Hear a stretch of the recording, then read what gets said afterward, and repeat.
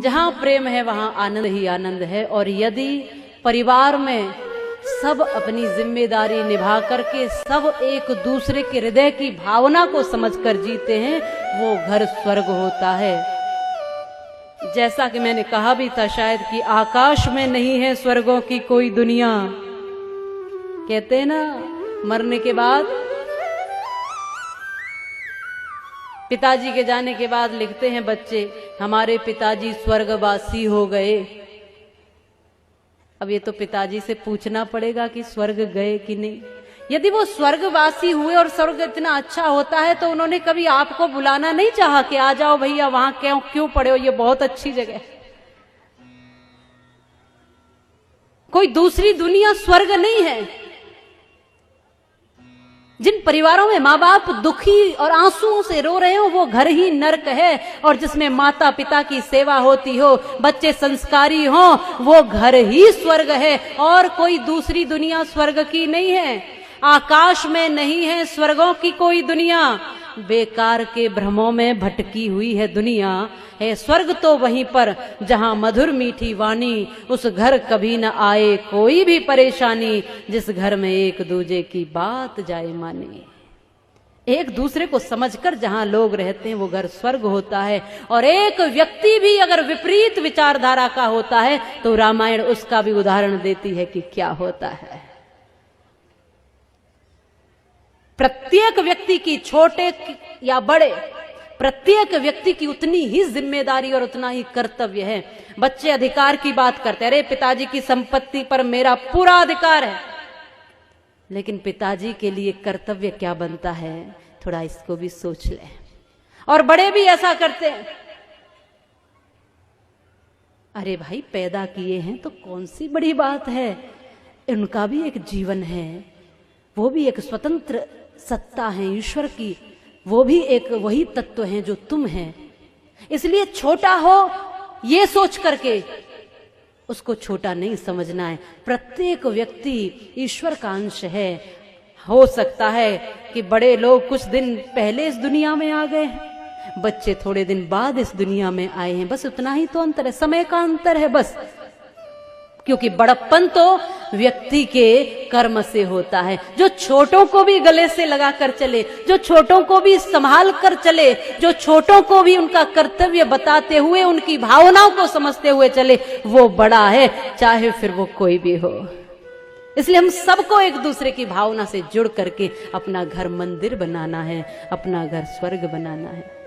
वो एक गीत गाती थी पहले, घर में महिलाएं माताएं गाती थी कि घर को ही मंदिर बनाऊंगी, कहीं बाहर न जाऊंगी। शायद आप भी गाते हो, पहले हमने सुना था कि सास अपनी को कौशल्या बनाऊंगी, ससुर जी को दशरथ बनाऊंगी, पति को मैं राम बनाऊंगी, कहीं बाहर न जाऊंगी। मैंने ऐसे कुछ शब्द गाती थी कि मैं घर को ही मंदिर बनाऊंगी, घर ही तीर्थ बन जाएगा। जब मैं देखूंगी तो दशरथ और कौशल्या के रूप में देखूंगी सास ससुर को, पति को देखूंगी तो राम के रूप में देखूंगी, और यदि मैं खुद पार्वती बनी तो भोलेनाथ के रूप में देखूंगी, और मेरा तीर्थ, मेरा मंदिर, मेरा घर ही हो जाएगा।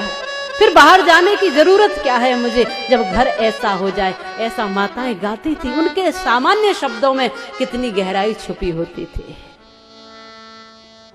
आज हम घरों को नर्क बना रहे हैं। क्या बना रहे हैं? घरों को नर्क बना रहे हैं, स्वर्ग नहीं बना रहे। ये सोचना आपका काम है। मेरा मतलब केवल इतना नहीं कि मैं राम कथा की कहानियों को पढ़ती जाऊं, मेरा मतलब इतना है कि आप राम कथा को जीना सीख जाओ।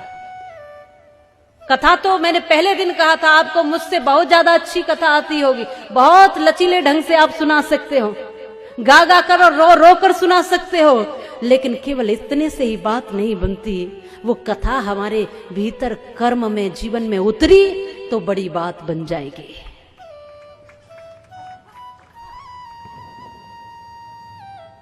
जियो। कल मैंने एक उदाहरण दिया था ना कि वो नेताजी कहते थे कि मैं घर घर को शमशान भूमि बना दूंगा। तो मुझे जब ऐसा अनुभव करने पर लगता है कि कोई और हमारे घर को क्या नरक बनाएगा या क्या शमशान बनाएगा, हम खुद ही घर को नरक बनाने लगे। हम खुद ही शमशान बनाने लगे हैं, क्योंकि जिन घरों की रसोइयों में मांस पकता होगा, अंडे पकते होंगे, वो घर शमशान ही है। एक बात याद रखना है, शमशान में क्या होता है? मुर्दे जलते हैं। बकरे को काटा, मुर्गे को काटा और पका दिया और जला दिया रसोई में, तो वो घर क्या है? शमशान ही तो है। वहां कभी शांति नहीं आ सकती है। घर को स्वर्ग अपने कर्मों से बनाओ, मन को सुंदर बनाओ और भोजन को सात्विक बनाओ। और एक काम घर को मजबूत करने के लिए आपको करना होगा।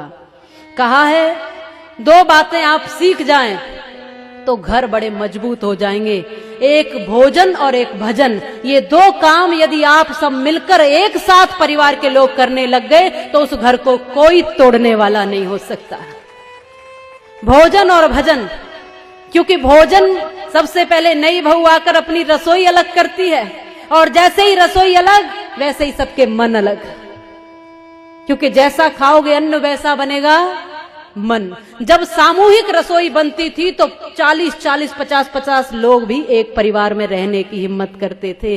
अब रसोइयां अलग बटी, भोजन की पद्धति अलग बटी, तो हम बिखरते चले गए। इसलिए सबसे पहले यदि एक होना चाहते हो तो अपने भोजन को एक रसोई में बनाओ, भोजन एक साथ और भजन भी एक साथ। सुबह नहीं तो शाम की आरती सब मिलकर के एक साथ करो, चाहे वो घर पे हो या अगर मंदिर है ये तो भोलेनाथ का। तो हम यदि सनातन धर्म को थोड़ा भी जानते हैं तो सब ये प्रण लो कि दोनों समय नहीं तो एक समय की आरती हम सब लोग आकर मंदिर में इकट्ठे होकर करेंगे।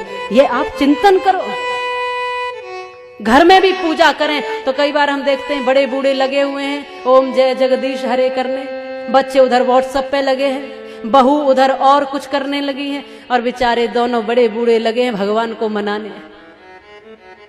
कैसे उस परिवार में एकाग्रता लाओगे?